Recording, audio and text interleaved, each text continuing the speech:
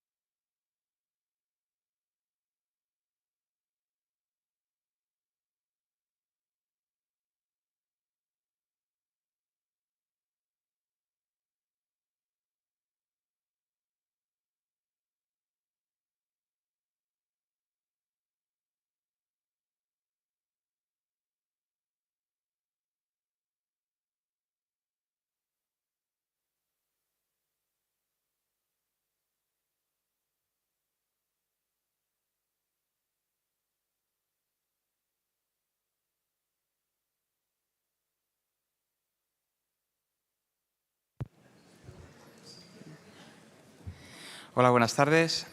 Buenas tardes, bienvenidos todos a esta sesión de presentación de un libro en el Real Casino de Madrid. Bienvenidos a todos los socios presentes y a todos los invitados que nos acompañan. Tenemos mucho gusto de recibirles y vamos a hablar hoy de un libro que se titula Infantería Española, 21 relatos de combate en el Frente del Este, escrito por el ilustrísimo señor don José Manuel Estévez Palleras. Don José Manuel Estévez Palleras es coronel de Infantería de Marina en la Reserva, ha servido en unidades del Tercio de la Armada, además fue desplegado en lugares, misiones de paz internacionales como la de Bosnia y Herzegovina. Además es cazador paracaidista, buceador de combate, desactivador de explosivos. Le gusta el riesgo. Bien, nos acompaña también, tenemos el honor de recibir en el Casino de Madrid al excelentísimo señor don Félix Sanz Roldán, general. Como todos ustedes saben, don Félix fue jefe de Estado Mayor de la Defensa, GEMAD, entre los años 2004 y 2008, y posteriormente, entre 2009 y 2019, durante 10 años, fue director del Centro Nacional de Inteligencia, CNI. Ha tenido una de las carreras militares más destacadas en el Ejército en las últimas décadas. Don Félix tiene muchísima experiencia y además actualmente está desarrollando una gran labor en el Ateneo de Madrid, del que es socio, al igual que yo, dirigiendo la sección de Ciencia y Cultura Militar. Asimismo, nos acompaña un socio del Casino de Madrid, un socio muy activo, que es don Lorenzo Simón López. Don Lorenzo es profesional de las tecnologías de la información y es director de la tertulia taurina del Real Casino de Madrid y miembro del jurado taurino, que recientemente además han votado los galardones o los premios taurinos de esta temporada de San Isidro. Pues sin más dilación voy a pasar la palabra a Lorenzo para que haga una breve presentación, una introducción, y luego, posteriormente, el prologuista del libro, que es el general Sanz Roldán, hablará sobre el libro y continuará el autor, el señor Estévez. Lorenzo, por favor. Muy bien, muchas gracias, Marcos. Buenas tardes a todos y muchas gracias por vuestra asistencia y al Real Casino de Madrid por permitirnos la organización de la presentación de este libro, ¿no? Primero de todo, se preguntarán todos ustedes qué hago yo, director de la tertulia taurina de este Real Casino, presentando este libro, ¿no? Pues bien, tiene explicaciones, ¿no? La bravura, la casta y el pelear hasta el último aliento son características comunes tanto a nuestro querido y totémico toro bravo como a nuestra admirada infantería española. Eso en primer lugar. Cuando lean el libro, si es que no lo han hecho ya, fíjense en las palabras que titulan cada apartado en los que se divide el libro. Honor, compromiso, sacrificio, valor, compañerismo. Estas palabras son también santo y seña de la tauromaquia. Son los primeros valores que se transmiten a los futuros profesionales. Ahí tenemos otro punto en los que se encuentran, ¿no? Y luego, por supuesto, la calidad del libro que estamos presentando, la humanidad que transmite, lo interesante de todos sus relatos y lo humano y conmovedor de las historias que nos revela, ¿vale? Y luego, como no, por la admiración y amistad que me une con el coronel Estévez, desde hace muchísimos años, por lo que reitero mi agradecimiento al Real Casino por permitirme presentarle su libro. Dicho esto, y como ya ha adelantado don Marcos, presentamos la obra Infantería Española, 21 relatos de combate en el Frente del Este, del coronel Estévez Palleras, y prologado por el general Sanz Roldán, ambos aquí presentes, y que serán quienes desgranarán en detalle el contenido del libro y nos nos lo harán llegar con toda su esencia, ¿no? Es este libro un compendio de 21 historias de soldados reales, con sus nombres y sus apellidos, que allí lucharon y que han llegado a nosotros fundamentalmente a través de sus hojas de servicio, y que ahora, tras una ingente labor de investigación, nos narra un compañero de armas, conocedor del oficio de soldado y de la realidad del combate. Son, por tanto, historias salvadas del olvido en las que se profundizan las vidas y anhelos de sus protagonistas, buscando el alma de la mejor infantería del mundo, la que no perdió una batalla en 150 años, y la de las grandes gestas. A modo de introduccción, voy a hacer una breve reseña biográfica del coronel Estévez para presentarlo ante ustedes, y a continuación el general Sanz Roldán y él mismo nos hablarán del libro. Finalizaremos con un breve espacio de coloquio, curiosidades y preguntas que tengan. Bien, José Manuel Estévez Palleras, natural de Palma de Mallorca, es coronel de Infantería de Marina en la Reserva. Su carrera militar transcurrió en unidades del Tercio de la Armada, fundamentalmente en la Unidad de Operaciones Especiales y 2 batallones de desembarco y de la Guardia Real, donde fue capitán de la Compañía del Mar Océano. En 2 ocasiones fue desplegado en Bosnia, Herzegovina, al mando de un batallón de intervención multinacional. Ha sido ayudante de Su Majestad el Rey Juan Carlos I, profesor del Centro Superior de Estudios de la Defensa, secretario del Comité Permanente Hispano-Norteamericano de Defensa y agregado de Defensa de España en Sudáfrica, Angola, Mozambique y Namibia. Deportista infatigable, practica o ha practicado infinidad de deportes, no me atrevo a numerarlos.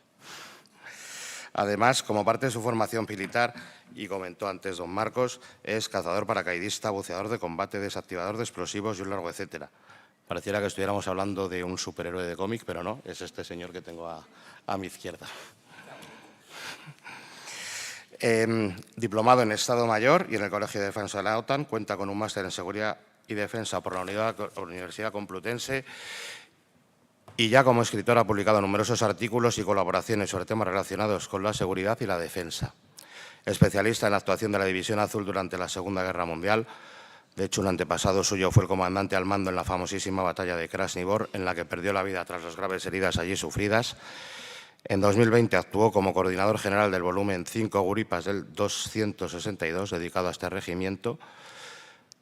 Y en 2021 publicó su primer libro en solitario, que fue un éxito de venta, Solo muere el olvidado, y recientemente este libro que hoy presentamos. Como cierre a esta presentación, y para dar paso a nuestros invitados, citaremos un extracto de Camilo José Cela, de su escrito sobre la infantería, a pie y sin dinero, pero el amo del mundo. Dice así: que nunca mejores temples se conocieron, ni en más gallardo menester se emplearon.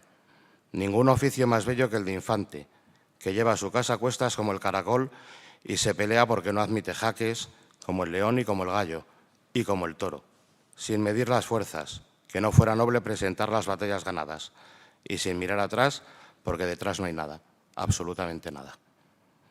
Y ahora sí, general, cuando quiera. Gracias, Lorenzo. Adelante. Buenas tardes. Muchas gracias, señoras y señores, queridos amigos. Permítanme que haga alguna alusión especial a algún compañero de armas que también he visto por aquí esta tarde. Gracias a todos por venir a hablar con nosotros de la infantería española. Creo que es la tercera vez que me siento junto al coronel Estévez para hablar de la infantería española. No es ni mucho menos la tercera vez, ni posiblemente la vez número 100 que me siento junto a él, porque servimos junto a España durante varios años en la Dirección General de Política de Defensa. Él hacía entonces notas en las que me aconsejaba hacer algo o dejar de hacerlo, y ya parecía que en las notas se vislumbraba un poco lo que estamos viviendo ahora, el embrión de un gran escritor sobre cuestiones militares. Debo decirles a ustedes que siento siempre una especial responsabilidad cuando tengo que hablar de la infantería española, porque en la historia de los ejércitos del mundo, se lo dice alguien que ha tenido la inmensa suerte de viajar y de estar en contacto con otros muchos, hay muy pocas cosas equiparables a la infantería española, si hay alguna.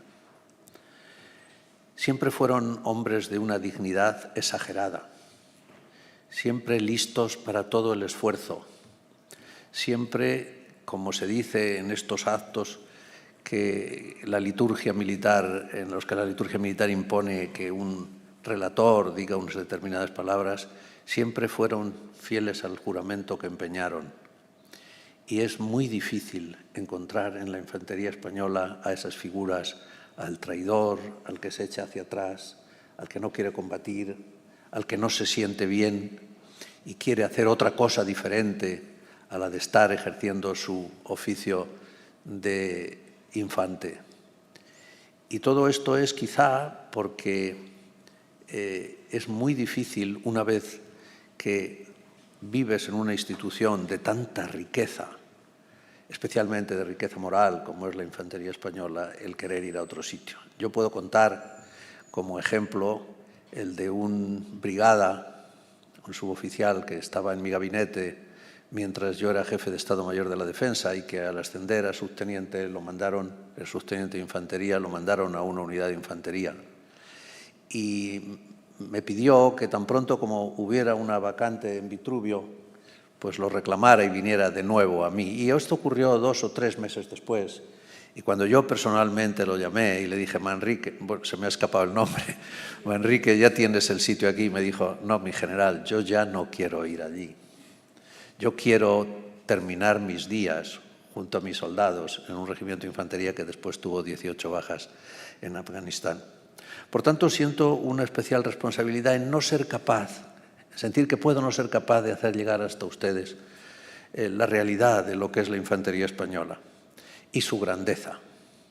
Porque de todos estos sacrificios, del estar sirviendo en las trincheras, en lugares poco incómodos, casi con ninguna higiene, esos soldados sucios, con el uniforme quizá roto, ya pálidos de tantos días de combate y con los ojos enrojecidos por un riesgo tan continuo, esos tienen tal grandeza que el propio Miguel de Cervantes, a quien le robo una frase, ya dijera, vive Dios que me espanta tal grandeza, y que diera un doblón por describirla. Pues para mí es un poco igual. Les pido a ustedes, desde luego, que si consideran que estas palabras sobre nuestra infantería son exageradas, vuelvan hacia quien fue el maestro de la retórica. Era una persona que vivió en el siglo II después de Cristo, que había nacido en Calahorra, y que decía, el corazón hace elocuentes a los hombres. Ojalá que a mí me asista la misma elocuencia para definir algo tan grande como la infantería española, que es la infantería que acogió a Miguel de Cervantes cuando él quiso ser soldado y que acogió también su infortunio después de haber luchado en la más grande ocasión que vieron los siglos, y la que no se fue jamás de su cabeza. La gran obra maestra, que es el Quijote, y que eso nadie lo podrá discutir, en muchísimos de sus pasajes no es otra cosa que el relato de la hoja de servicios de un soldado de la infantería española, que es Miguel de Cervantes. Por tanto, esa es la infantería que vamos a glosar, o también la que extrajo toda su filosofía vital de un verso también de un soldado de la infantería española que se llamó Pedro Calderón de la Barca. El célebre verso de Calderón, por si ustedes no lo saben, son nuestras segundas ordenanzas. Y estoy seguro, porque todos los que hemos pasado por la Academia ha sido así, que el primer verso que en la Academia General Militar de Zaragoza aprendió Su Alteza Real, la Princesa de Asturias, fue precisamente el verso de Calderón. Ese ejército que ves vago al frío y al calor, etcétera, etcétera. Ese es el espíritu de la infantería que un soldado de infantería escribe hace 400 años y que aquí lo tenemos como segundas ordenanzas. O la admiración que por la infantería tuvo un oficial de infantería que llegó a tener el grado de capitán, que fue Camilo José Cela. Algunos párrafos ha leído nuestro presentador. O también la sufrida infantería que no pide nada y que sufre en silencio, que describiera también Arturo Pérez Reverte. Esta es de la infantería que vamos a hablar. Y todo empieza con un texto que escribió el coronel Estévez hace un par de años, que se llama «Solo muere el olvidado». En ese texto, él cuenta la vida en combate de un batallón de infantería en el frente de Rusia. Y lo cuenta, quizá ese es el origen de su ilusión por contarlo, porque ese batallón de infantería lo mandaba el comandante Palleras, que es tío abuelo suyo, entiendo. Mi abuelo. Tu abuelo. No tío abuelo, sino abuelo, su abuelo. El comandante Palleras recibe un batallón de infantería de otro personaje muy importante con quien hace unos días tuve un almuerzo aquí, también un familiar, naturalmente, que es del comandante Sagardoy. Muchos de ustedes conocen hoy al señor Sagardoy, quizá presidente de uno de los mejores bufetes de abogados de Madrid.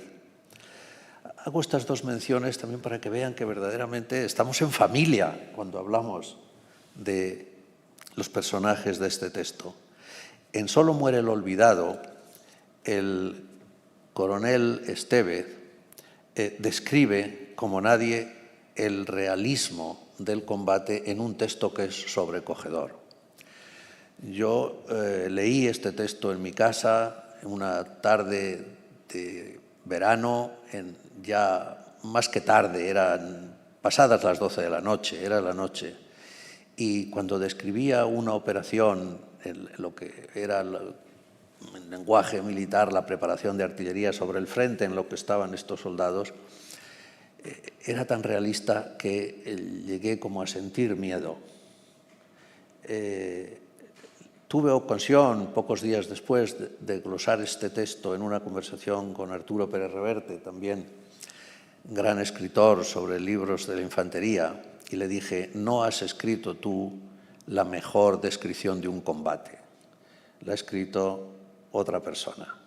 Le dije el nombre del coronel, me pidió el libro y él mismo reconoció que era muy difícil igualar la descripción del combate de la infantería que había hecho el coronel Estévez. Yo creo que en ese libro, aparte de contar con esta fuerza, el combate de la infantería nos transmitía también otras cosas muy importantes. Por ejemplo, la enorme generosidad que tiene un soldado de infantería cuando en las circunstancias más difíciles lo que menos le importa es su propia vida. No se acuerdan de que tienen que vivir mañana, no se acuerdan de otra cosa de que lo que les exige la misión. Y es importantísimo también descubrir en ese libro el valor del sacrificio, porque uno de los máximos valores de la infantería es el sacrificio.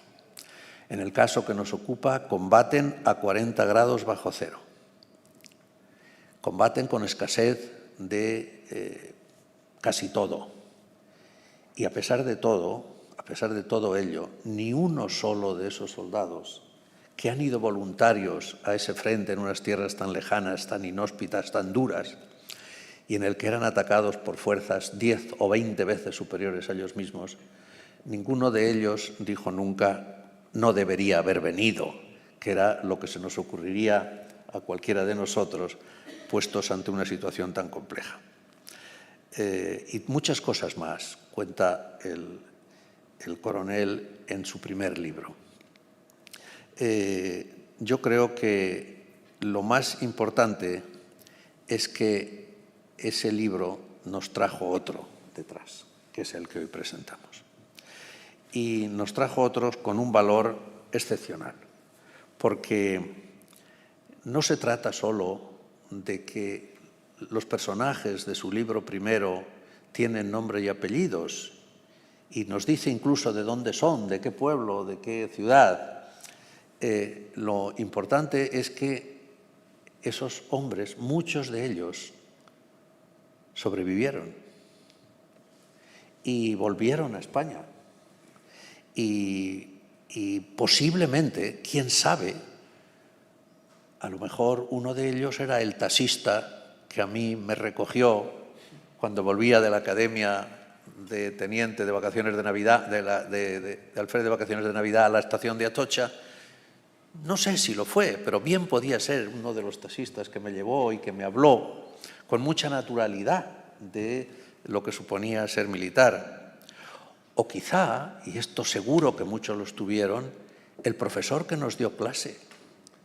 En Segovia, donde yo estudié, al lado de la Academia de Artillería había un colegio muy cerca, donde hasta el año 2014 fue profesor un soldado del batallón Palleras. Hasta el 2014. La cantidad de jóvenes que pasarían por esa aula y hablarían con él y no sabían que estaban hablando con un héroe. Yo mismo, de haber leído antes el libro del coronel, hubiera reverenciado más de lo que reverencié sin saberlo al general Arozarena, capitán en este batallón, y que me hablaba a mí, entonces ya capitán, con tal naturalidad, y que de haber sabido que había vivido como había vivido en Rusia y había llegado a sublimar tanto el cumplimiento del deber, yo creo que hubiera hablado con él en posición de rodillas, no sé qué decirles a ustedes, pero que nunca jamás se le ocurrió hacer ostentación de lo que dijo. Y tuve que, y me duele, llegar a saber las cosas de mi general por el libro del coronel Estevez. O también, posiblemente, de aquellos que volvieron, en alguna ocasión vimos a alguno tomando el sol en Rosales las tardes de enero y pasamos junto a su lado y no nos dijo nada, o tomando una Coca-Cola en una terraza a nuestro lado. Todo eso es lo que pudo ocurrir perfectamente después de que estos héroes volvieran de Rusia. No sabíamos qué ocurrió hasta que se escribió este segundo libro, Relatos de Soldados. Entonces, lo que el coronel Estevez hace en este libro es pedir que salgan de la fila de la que ellos posiblemente no querían salir, un grupo de soldados para que nos cuenten lo que hicieron y lo que hicieron después al volver y al ser ciudadanos normales. Lo que hicieron después suena tremendo, pero es una verdad como un castillo. Después de haberle ganado la partida a la muerte, no en una ocasión, sino en muchas. Pues ellos son los que el coronel Estevez quieren que ellos mismos nos cuenten su servicio. Que nos cuenten del mismo modo, y a lo mejor también ocurrió, en que algún domingo por la tarde se lo contaron en casa a sus nietos, pues, y que le dijeran, quizá con mucha humildad, dice también el verso de Calderón, aquí de modestias llenos a los más viejos verás, tratando de ser lo más y de aparentar lo menos. Pues tratando de aparentar lo menos, alguno de ellos a su nieto un domingo por la tarde le contaría lo que hizo en la División Azul, cómo expuso su vida y por qué. Todos estos son los soldados que van apareciendo en el texto. Es el caso, por ejemplo, de Arturo Iglesias, tú los conocerás mejor que yo, que fue un soldado que desertó, él mismo dice, sin querer. Y es posible, porque en aquel mundo en el que todo no estaba muy definido, le dejan que vaya a descansar unos días, después de unos días muy intensos, y termina fuera de la zona de combate. Y lo juzgan y lo condenan por desertor, a pesar de haber luchado como un valiente. Y lo meten en presidio en la ciudadela de Pamplona, que era entonces una cárcel militar, y se escapa. ¿Y se escapa para ir a ver a la novia? No, se escapa para volver a la División Azul, para ir a ver a sus compañeros. Él no puede soportar que sus compañeros creen que ha sido un desertor. Es muy importante, y aquí estoy haciendo un inciso, también dentro de las unidades de infantería, lo que significa el compañero. La mejor definición que yo he visto de compañerismo en mi vida fue, y ahora en estos días está extraordinariamente remarcado en telediarios y en periódicos, fue en Normandía. Yo visité, cuando se cumplieron 50 años del desembarco en Normandía, un cementerio en aquella zona en la que estaban enterrados, y lo pone en la puerta: aquí yacen 18.000 soldados que murieron por sus compañeros y por los Estados Unidos de América. Observen ustedes la gradación, porque el soldado de infantería, en la mayor parte de las ocasiones, lo hace por sus compañeros. No se va a quedar más atrás que cualquiera de sus compañeros, y al que se eche demasiado para adelante lo va a parar y le va a decir: quieto aquí, porque esto es cosa de todos. Pues el soldado Arturo Iglesias, cuando se escapa de la cárcel, se escapa para ir a Rusia a decirle a sus compañeros: no, que fue un error, estoy aquí con vosotros, a luchar de nuevo. Y cuando llega una requisitoria a la compañía para que lo vuelvan a meter en la cárcel porque han descubierto dónde está, su capitán, fíjese qué cosa más interesante, dice: no, diles que aquí no está. Pero hombre, es un desertor, es un buen soldado y lo veremos. Y cuando su general, ya Esteban Infantes creo que era el que le dice: oye, por favor, que tienes ahí una persona reclamada por la justicia, y le dice al general: mi general, déjelo, que no nos va a fallar. Y el general también, si se lo dice a su capitán. Y esta es otra de las grandes lecciones de una unidad, que todos confían de arriba abajo, de la misma forma que se confía de abajo arriba, que se quede. No entrega a la policía al soldado desertor, que después termina combatiendo con tanto ímpetu y tirando tanto de sus compañeros, que es condecorado con la más alta condecoración de las fuerzas alemanas. Bien, pues esto es... y ese, además, el soldado Iglesias, podrán ver muchos más como él, muere su capitán en sus manos. Y le escribe a la madre del capitán contándole cómo fueron los últimos momentos de la vida de su capitán. ¿Imaginan ustedes lo que puede ser para un soldado en el año 40, 41, 42, 43, el contar a la madre de un capitán cómo ha muerto su capitán?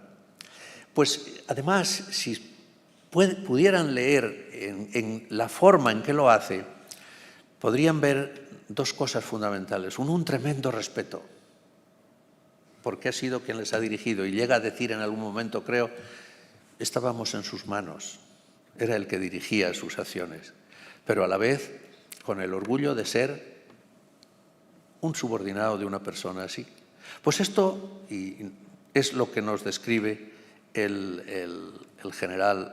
coronel, te ha ascendido, no está mal, el coronel Estevez. Habla de otros más. Hablas, por ejemplo, de Ezequiel Barona. Ezequiel Barona era un cabo que era marianista y que se fue y era un soldado de infantería, un cabo de infantería, con el que algunos de sus soldados se permitían alguna broma, como por ejemplo, decía: pater, deme la solución, que he pecado y esta noche salgo de patrulla. Y el pater le decía: oye, más respeto a tu cabo. No pedía respeto al sacerdote que había dentro de él, también reconociendo la época en la que estábamos.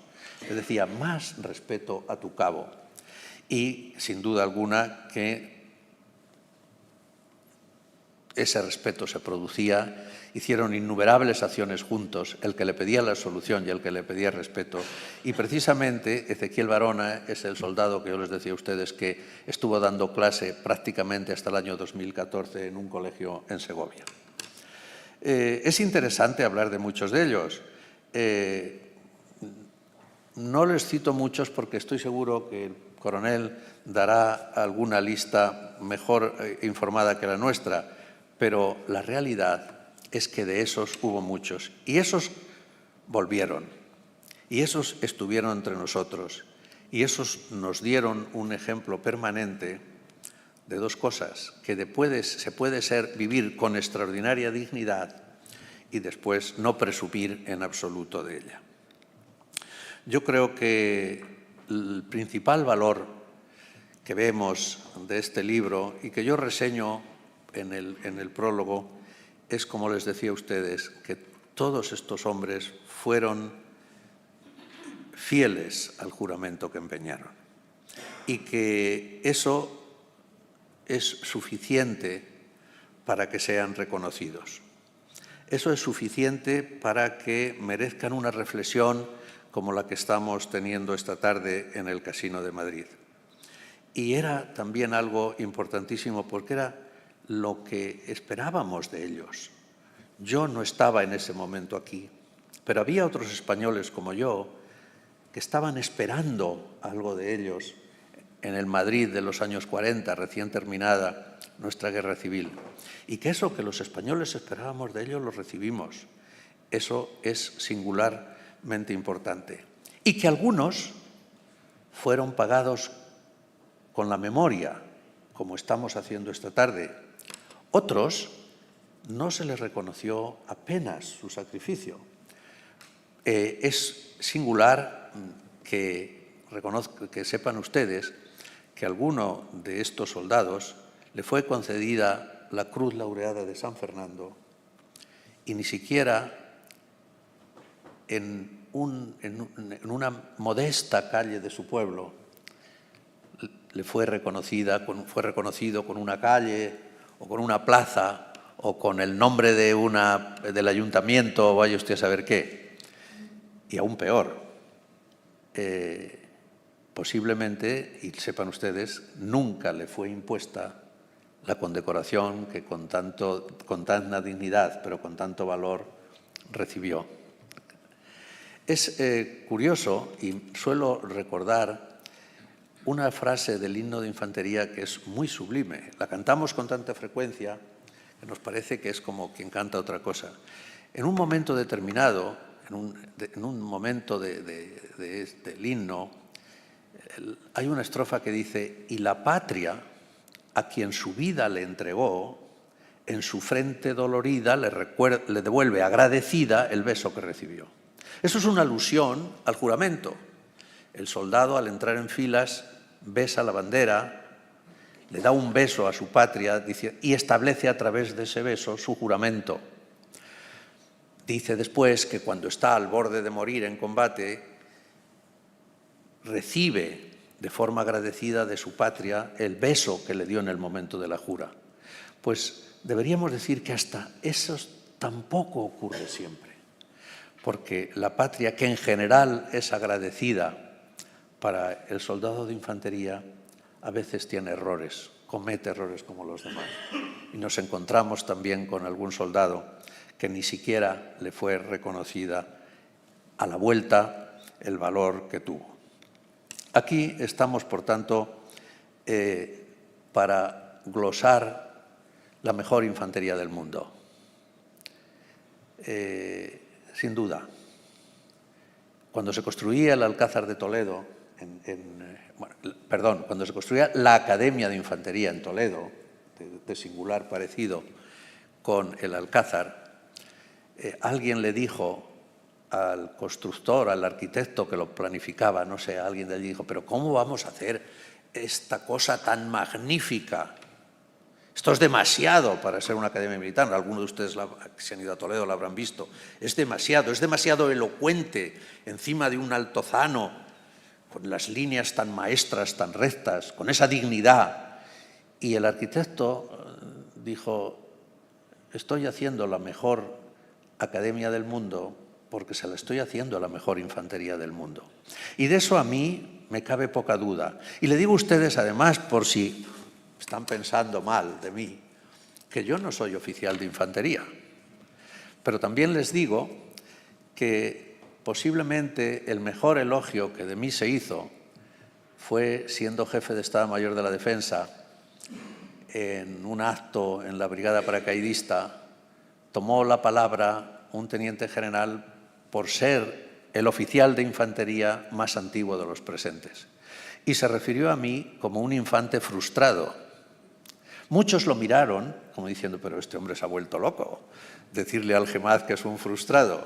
Al contrario, les garantizo a ustedes que para mí fue un elogio el que dijeran, el que reconocieran hasta qué punto sentía yo por la infantería algo singularmente extraordinario. Por tanto, aquí termino. Esto que les he dicho no es sino una ínfima parte de lo que les puede decir el libro del coronel Estévez. Esto que les he dicho a ustedes es una realidad. Quizá la glosa la podrán interpretar como buena o mala, como oportuna o no, como exagerada o corta. Pero si leen ustedes este libro, de lo que no me cabe duda es de que saldrán por esa puerta, o cuando lo terminen, perdón, de leer en su casa, saldrán reconociendo que hay seres que parecen superiores porque son capaces de aguantar sacrificios, tensiones, hambre, frío, lo que sea, y seguir cumpliendo con su misión, que parecen superiores pero que no lo son, que son como nosotros. Y quiero creer que muchos o todos de los aquí presentes, ante una llamada del deber, hubieran hecho exactamente igual de ellos.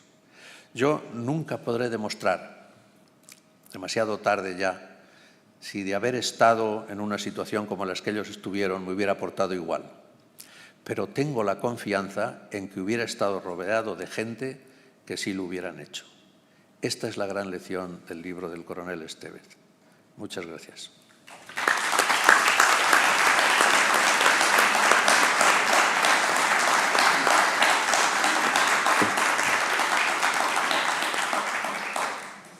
Muchas gracias, mi general. Don José, adelante.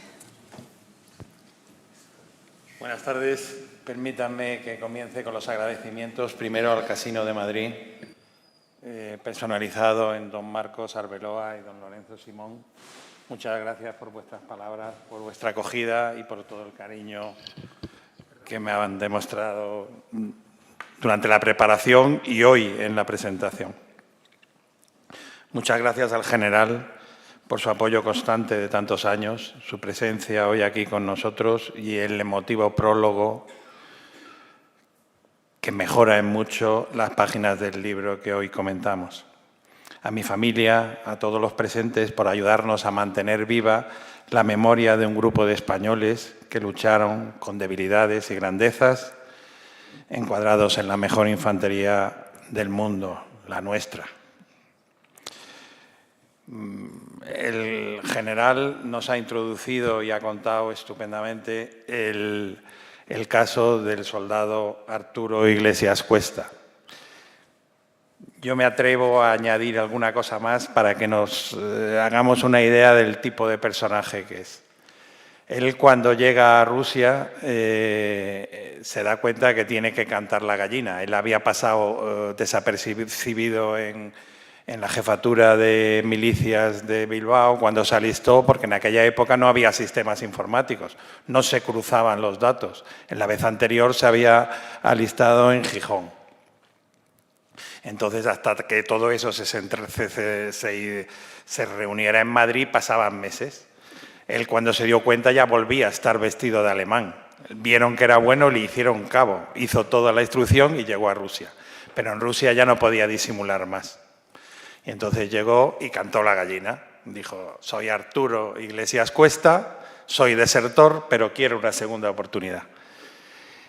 O sea que él en ningún momento se ocultó. En el primer juicio, en el primer consejo de guerra, el oficial que hacía de defensor, y así que está en nuestros archivos, intentó que le dijera la razón por la que había desertado. Porque él desertó, pero no se fue, se quedó por allí, que si había sido una mujer, que si había sido una desavenencia con su sargento, un desfallecimiento, pero él nunca lo quiso decir. El honor, el honor estaba por encima, él no iba a dar cuenta de su debilidad, prefería acatar las consecuencias de su hecho. Y la pena que fue de 30 años, es decir, que fue una pena importante. Las 3 cartas que envió y que ha citado el general también dan una idea buenísima de su personalidad. La primera se conservan, gracias a Dios. La primera es seca como un disparo, con unas pocas frases en lenguaje militar, lacónico, escueto, casi como si fuera un parte de operaciones. Pero con el paso de los días, él se da cuenta de que no ha estado bien, de que sus noticias no han sido suficientes, ni siquiera justas, ante una madre que ha perdido a su hijo. Y entonces le escribe una segunda carta, más sentida, más humana, en la que se pone a su disposición y se ofrece a darle toda la información que necesite la madre para que le sirva de consuelo. La madre se lo agradece, pero le coge el guante y le pide detalles. Y en la tercera carta, Arturo se abre por primera vez en su vida y escribe con el corazón. Le cuenta lo que hizo el capitán Salvador Masip por sus hombres, cómo los tuvo unidos, con lo mucho que los admiraba. Concluye diciendo: murió por los soldados que tanto amaba y que mucho han sentido y llorado su muerte. Y este es el mismo tipo que unos meses antes no había querido ni dar cuenta de por qué había cometido un delito.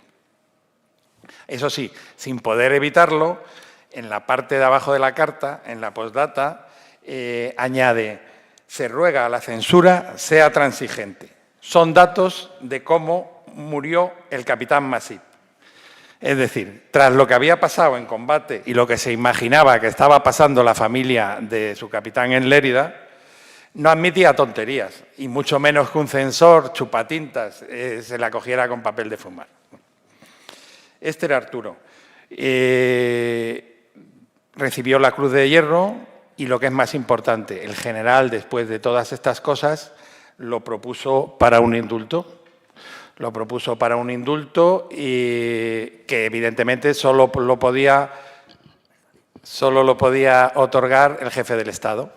A vuelta de correo militar, Franco firmó su indulto.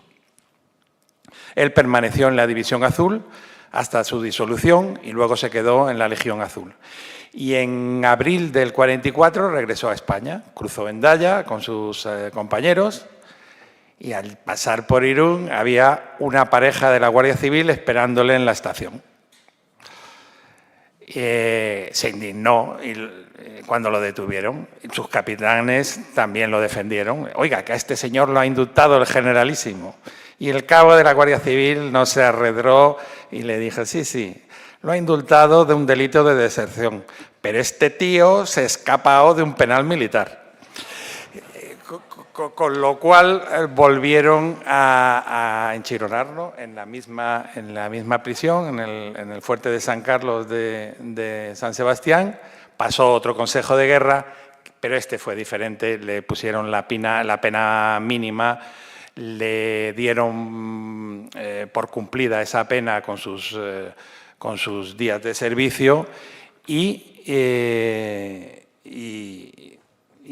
esa es la historia, porque en realidad luego Arturo Iglesias Cuesta desaparece del radar, desaparece de la historia de España para siempre, como tantos héroes de nuestra historia, como bien ha dicho el general.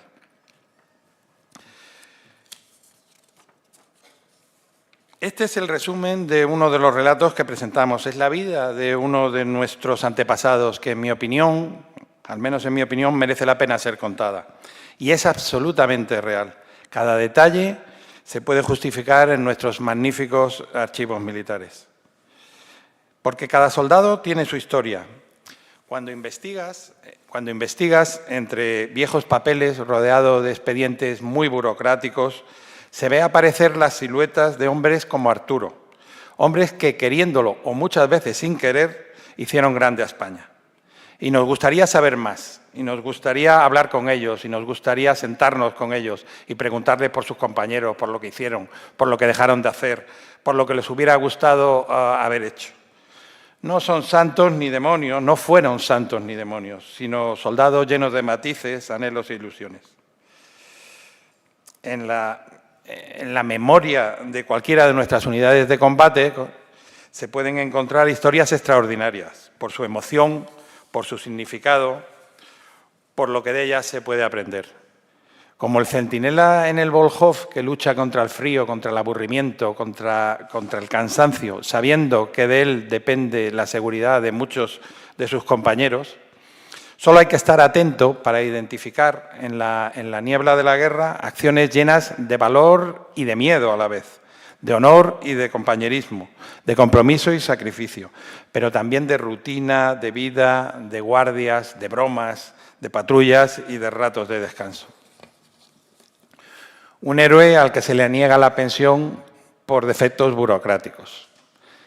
Combatientes que se traen las consecuencias de la guerra a casa. Jóvenes que comparten pan y penalidades con hombres que podrían ser, que son de la edad de sus padres. Un prisionero de guerra en el Gulag. Un extremeño que asalta un búnker tras haber enterrado 2 días antes a su hermano. Un legionario que antes del combate pasa revista a su vida. Un hombre pacífico envuelto en una batalla cruel, con el que tuve la suerte de hablar mucho. Un cabo que sale del seminario, como bien ha dicho el general, para ir a luchar. Un grupo de mineros que se alistan juntos. Estos son los relatos que presentamos.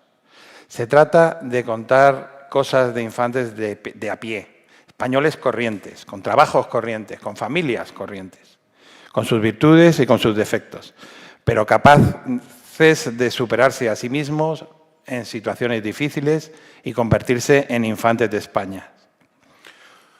Una de estas historias me llamó poderosamente la atención desde el principio, probablemente desde que encontré el hilo de la madeja de la que tirar. No me pregunten por qué. Quizá por su simetría, por su equilibrio, por su emotividad, por lo singular que me pareció. El relato comienza en un pueblo de Orense que se llama Valdeorras, con un padre que aguanta tragando saliva la noticia de que 3 de sus hijos han decidido ir a la guerra. Uno lo hará como oficial, protagonizando durante la batalla de Krasnivor acciones tan asombrosas como saltar a la barcaza de un carro de combate enemigo, abrir su escotilla y lanzar una granada de mano en su interior. Entre los vítores de sus hombres, que veían como el carro de combate iba a pasar por encima de una escuadra de ametralladoras. Otro lo hará como sargento, y el más joven como soldado de transmisiones, en un equipo de radio que se asigna a las diferentes unidades que lo necesitan, por lo cual este tuvo la suerte o la desgracia de ser espectador y actor al mismo tiempo de las batallas más difíciles que libró la División Azul en Rusia. 3 hermanos, 3 destinos. Uno de ellos muere en combate, otro regresa a España mutilado y busca desesperadamente la forma de hacerse útil. Y el tercero, a pesar de haber corrido muchos peligros, vuelve a casa ileso. En su momento sentí que aparecía ante mis ojos un guión perfectamente cuadrado. ¿Qué historia, ¿no? Se escribía sola y solo había que tratar de no estropearla. Y hasta la semana pasada pensé que había tenido la suerte de tropezar con algo singular, con algo único. Estaba equivocado. Hace unos días, en el archivo de Ávila, encontré una historia similar que iguala y en algunos aspectos mejora la de los hermanos Jourdain.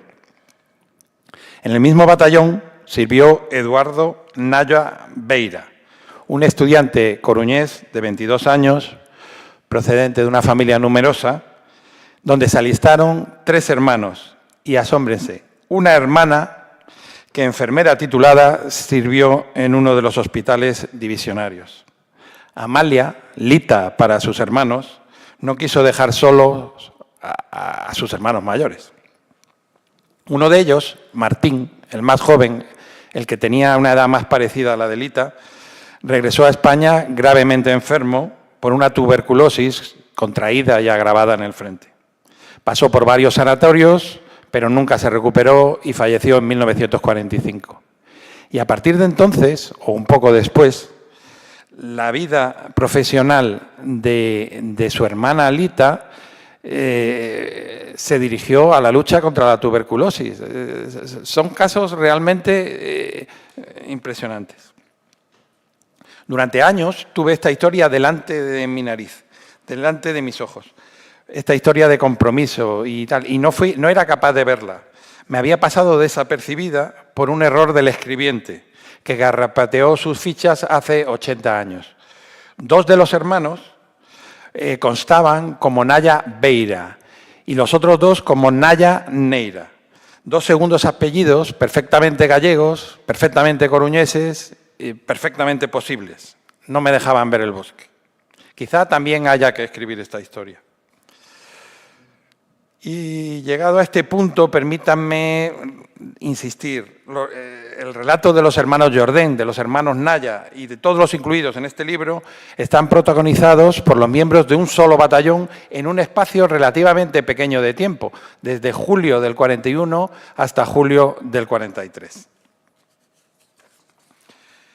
Sin embargo, podrían haber ocurrido en cualquier tiempo y en cualquier lugar. En Flandes, en los tercios, en América con los descubridores, en la Guerra de la Independencia, en las lomas de San Juan cubanas, en el norte de África o en nuestra terrible guerra civil en ambos bandos.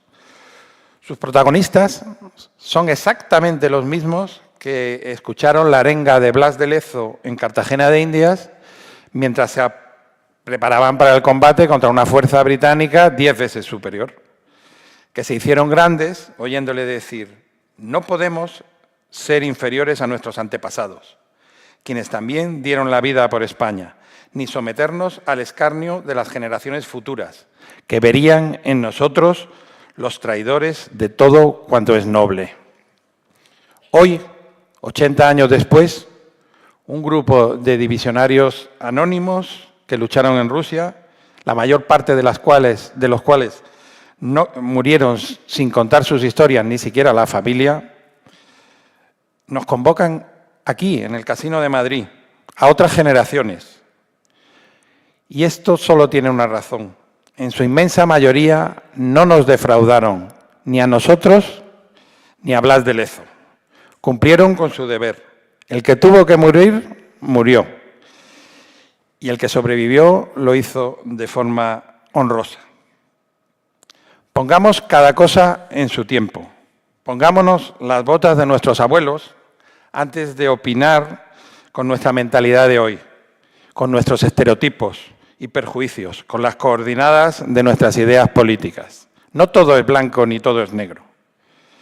El otro día, acudiendo a dar un último adiós a un compañero y buen amigo, el general Barros,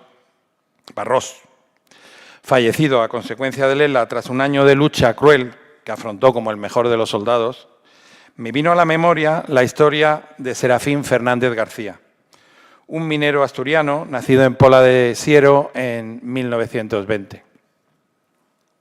Permítanme que termine con su historia. A finales del durísimo mes de enero de 1942, Serafín ingresa en el hospital de campaña por lo que parece una artritis. No le soportan las piernas y no puede andar.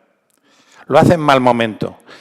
Las unidades se encuentran bajo mínimos, al desgaste del combate, que ya se va notando mucho, se añaden cientos de casos de congelaciones y enfermedades asociadas a los 50 grados bajo cero que se registran en ese mes, que fue el peor de toda la estancia de la División Azul en Rusia. Casi no quedan hombres para los servicios de guerra. En el hospital se le atiende bien, se le da de comer, se le hace descansar y se le devuelve a la trinchera. 4 días después se repite el episodio. Los médicos dudan, no encuentran razones clínicas para su estado. En su expediente médico, uno de ellos llega a poner entre comillas e interrogantes, ¿simulación? Pero algo no cuadra. Era un hombre fuerte que 3 meses antes había realizado a pie los 1000 kilómetros de aproximación al frente. Un tipo que ya había entrado en combate en numerosas ocasiones con la nieve por la cintura, un hombre fuerte. Pero él sigue diciendo que cada noche se le repite el dolor en el pecho, en la columna, y todo empeora. En pocos días no consigue mantenerse en pie. Pasa por varios hospitales militares, españoles y alemanes. Se valoran otros diagnósticos. En uno de ellos pone tuberculosis en la columna, pero nada es seguro. 2 meses después, la situación es totalmente insostenible y un tribunal médico en Riga, un tribunal médico hispano-alemán, le declara no apto para la División Azul. Como buenos soldados no se abandona a los heridos y se les sigue tratando, a pesar de que no es apto para la División Azul. Y va a Berlín. Y en Berlín, un médico alemán, especialista, consigue ver por fin lo que le pasa. También tenía ELA. Como el general Barros, el orgullo de buen soldado de Serafín le hizo luchar contra la enfermedad con un enorme esfuerzo, dando ejemplo sin quejarse. Hace 80 años, Serafín tuvo además que superar la incomprensión de lo desconocido, la sombra de la duda. No les aburro más. Les presento Infantería Española, 20 relatos de combate en el Frente del Este. Un ensayo que, como bien ha dicho Lorenzo, trata de profundizar en la vida y los anhelos de un grupo de españoles que luchan en Rusia, encuadrados en la mejor infantería del mundo. Una infantería que en el fondo es como la vida. Unas veces te exige morir y otras te obliga a vivir con la misma intensidad que frente al enemigo. Muchas gracias.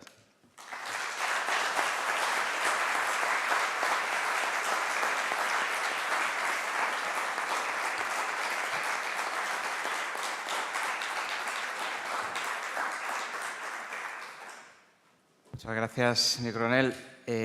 Ahora se abre un turno de intervención. Si alguno de ustedes desea hacer alguna pregunta o alguna apreciación, pues solo tienen que pedir la palabra y se les acercará un micrófono para que lo hagan.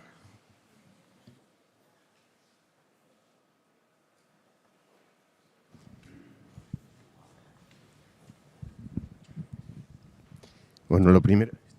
¿Se oye?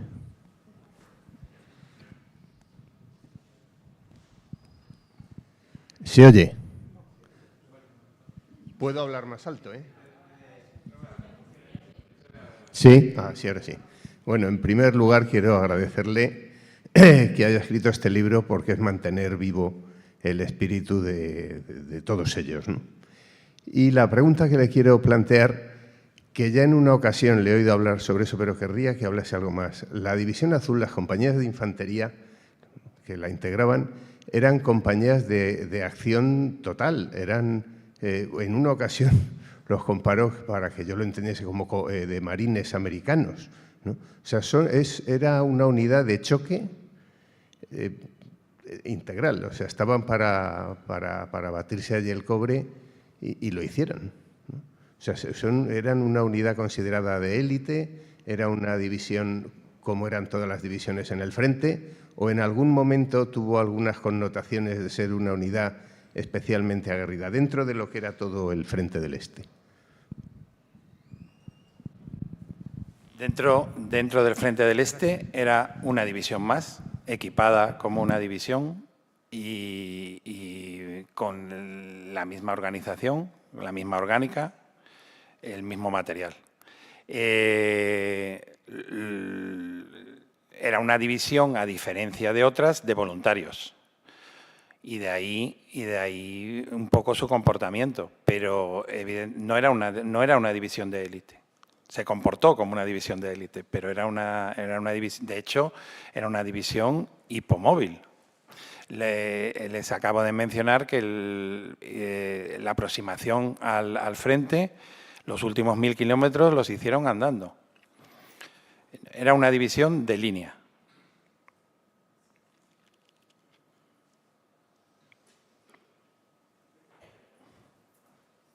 Habla vos, no. Sí. Ahora no sé si a lo primero reitero el agradecimiento. Luego me gustaría, sé que el libro es de infantería, yo soy de infantería, pero siempre me ha gustado recordar la batalla de Krasnodar al soldado Pontianero, el famoso que se estrella con las minas sobre el T-34. Y siempre me viene a la cabeza, pensando ya no solo en la División Azul, sino quizás en el contexto en el que se mueve o en el que sucede esta Segunda Guerra Mundial, las palabras de Michael Hoff de que los tiempos difíciles crean hombres fuertes, los hombres fuertes crean tiempos mejores, los tiempos mejores pues al final vuelven a crear hombres o personas más débiles, ¿no? La situación quizás en la que nosotros nos encontramos ahora de bonanza, gracias a Dios, quizás esté en este punto en el que no sea tan sencillo, quizás no fuera tan fácil encontrar este tipo de hombres actualmente. Y baste ver muchas veces que las encuestas pues, habla de que sobre todo en España es triste el caso dentro de Europa o Occidente, donde menos gente tiene interés en defender la situación o defender a su país en el caso de un conflicto. No sé si está de acuerdo conmigo, si cree que no sería, o que en el caso en el que esto suceda volveríamos a responder de la misma manera, o si otra vez quizás estamos encaminados hacia otro momento difícil en el que vivimos a día de hoy. Gracias. Muchas gracias. Yo pienso que el general puede contestar perfectamente. Muchas veces que hay que poner al soldado ante el cumplimiento de su deber, y también hay que hacerlo soldado. Ahora España tiene unas Fuerzas Armadas profesionales, como todos ustedes saben. Especialmente en los momentos primeros del reclutamiento, pues no venía al ejército ningún hijo de un duque, ni de un subsecretario, ni un universitario. Recogíamos a mucha gente que desgraciadamente no le había tratado bien la vida ni a él ni a su familia, que no habían tenido posibilidad de estudiar, que estaban en la calle. Venían, por tanto, de una extracción social que a veces podía hacerse presagiar, y ya estábamos en esta época, en la época que tú mismo describes, y te tuteo porque eres compañero. Bueno, pues en ese momento, yo, para que veáis cómo eran las cosas, os cuento y sacad vuestras propias conclusiones. 2 helicópteros caen en Afganistán con una parte de una compañía de infantería de tu brigada, precisamente. Ocurren 3 cosas que son las siguientes, para que veáis cómo se cumple con el deber en un tiempo en el que creemos que ya a la gente eso le da igual y habiendo extraído a nuestros soldados de algo que parecían, bueno, que iban a hacer al ejército porque no tenían otra cosa. El primero es el del capitán, que en el segundo helicóptero cae en una especie de agujero, se rompen las tuberías del combustible del helicóptero, todos los ocupantes del helicóptero se les está empapando el uniforme de queroseno, pero a la vez el rotor que se ha roto está dando en las paredes y saltan grandes chispas.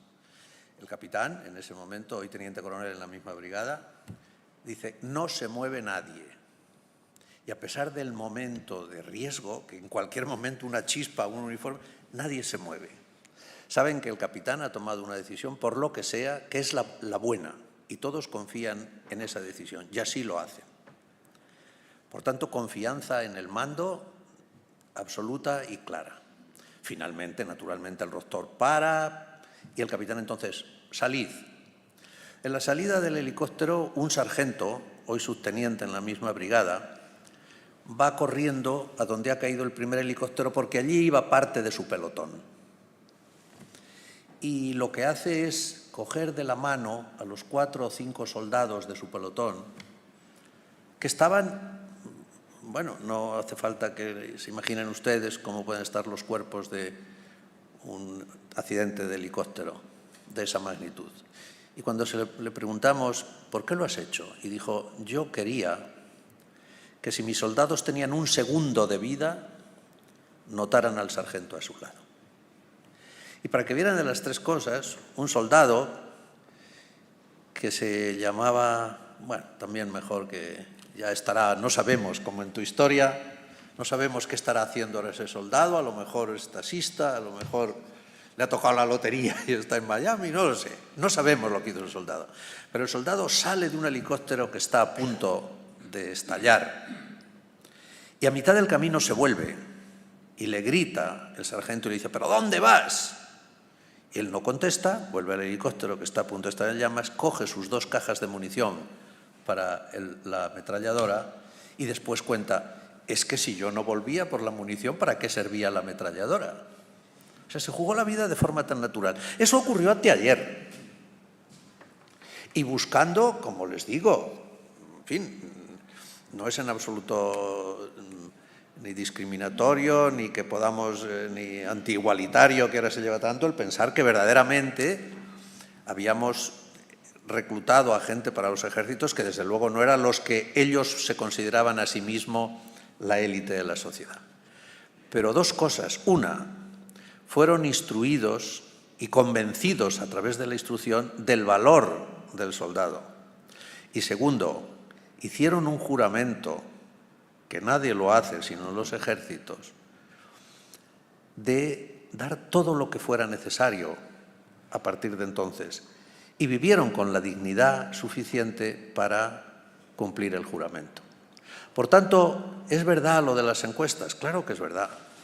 Como es verdad que todas las unidades, y me acerco un poco a la pregunta, todas las unidades son unidades de élite. ¿Usted ha visto alguna vez en un periódico una referencia a algo, a la policía, a la Guardia Civil, al Ejército, a la Armada, que no digan es una unidad de élite?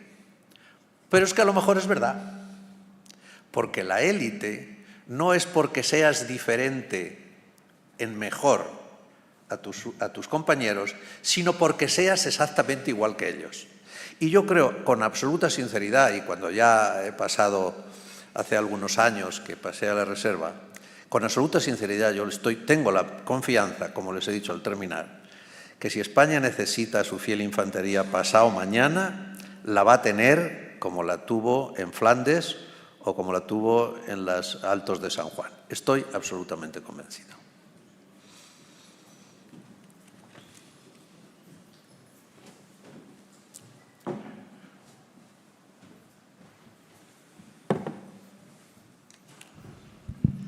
Creo que soy el lector más devoto de José Manuel Estevez.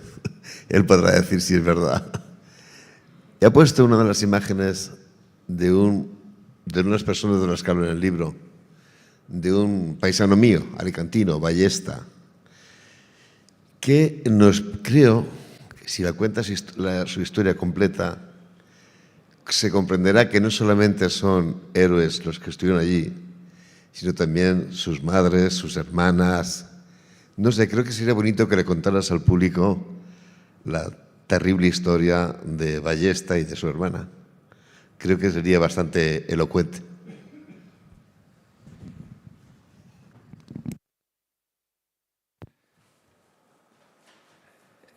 Ballesta fue uno de los soldados más valientes del batallón que yo estudié. Durante la batalla de Krasny Bor estuvo en todos los fregados desde el principio. Era un soldado de ametralladoras, pero el capitán Arozarena, precisamente, que era su capitán, lo usaba para todo. Lo usaba para enlazar, lo usaba para... Y en uno de los intentos, esta compañía estaba en una posición que se llamaba La Cresta, y estaba aislada. En uno de los intentos que hizo por enlazar con el puesto de mando del batallón, que en ese momento mandaba nuestro abuelo, en un encuentro con una patrulla rusa, una granada, una esquirla de una granada se le coló en el ojo y le llegó al cerebro y lo dejó muy mal herido.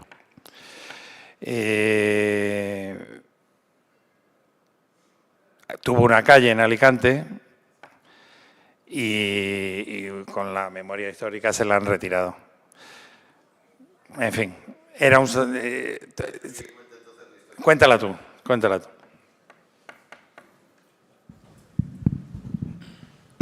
Él se alistó en el primer contingente y su hermana, que tenía un cargo en la sección femenina de relativa importancia, consiguió excluirlo, que lo sacaran. Él siguió empeñado y se alistó otra vez y fue con un batallón en marcha. La hermana, cuando supo de la muerte, enloqueció. La tuvieron que ingresar en un asilo. Sí.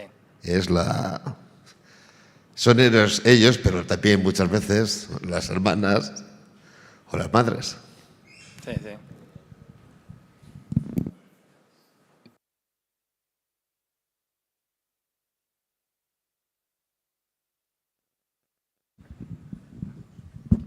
yo tengo la historia más bonita sobre la División Azul.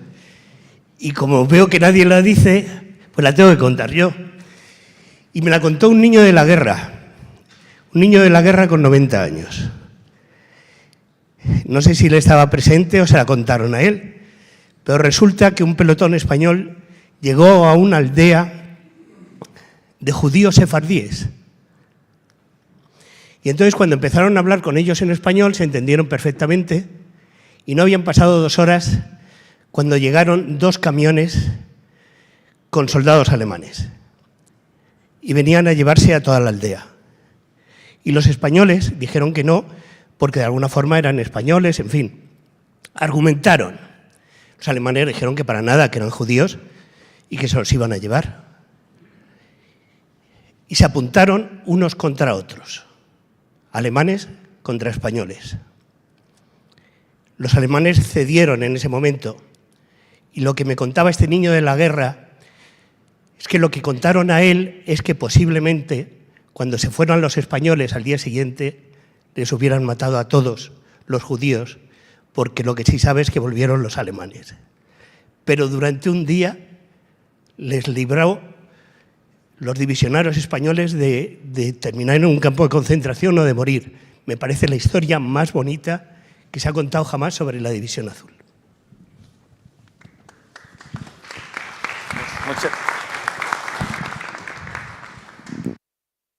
Sí, no puedo estar más de acuerdo, vamos. Impresionante, Carlos. Muchísimas gracias.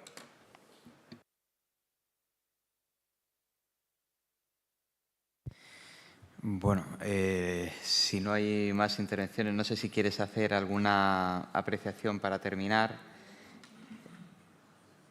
Sí. No, ninguna más. Daros las gracias a todos los ponentes por una presentación tan extraordinaria. Entiendo que ha sido del agrado de todo el mundo.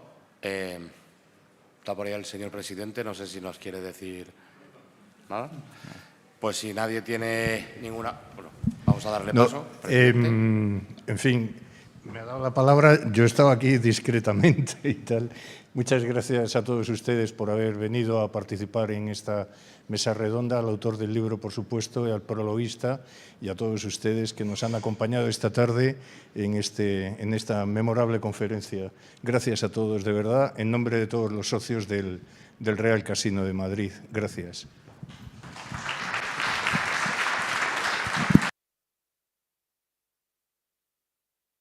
Bueno, pues sin más, les agradezco muchísimo su presencia, agradezco muchísimo a los miembros de la mesa, a los intervinientes en la mesa, general, coronel.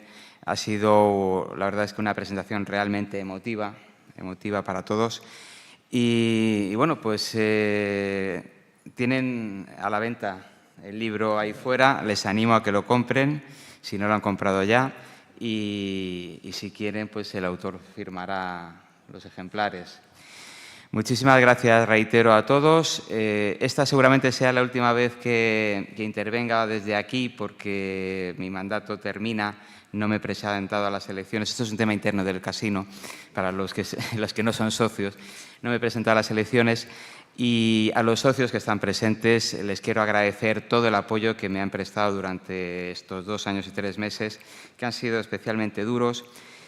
Pero me quedo con el apoyo y con la confianza que me han prestado y también con la responsabilidad que han demostrado todos los socios del Real Casino de Madrid en este tiempo, ante ciertas decisiones difíciles y afrontando situaciones complicadas.